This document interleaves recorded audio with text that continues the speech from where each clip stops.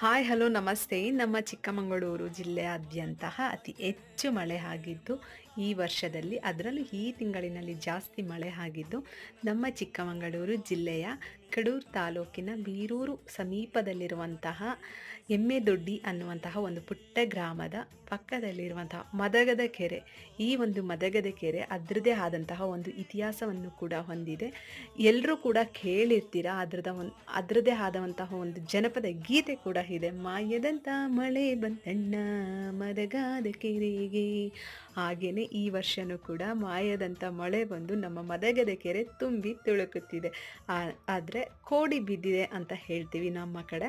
So ಕೋಡಿ ಬಿದ್ದಿದೆ. ನಮ್ಮ ಕಡೂರಿನ ಜೀವನಾಡಿಯಾದಂತಹ ನಮ್ಮ ಮದಗದ ಕೆರೆ ರೈತರಲ್ಲಿ ಸಂತಸವನ್ನು ಕೂಡ ಮೂಡಿಸಿದೆ.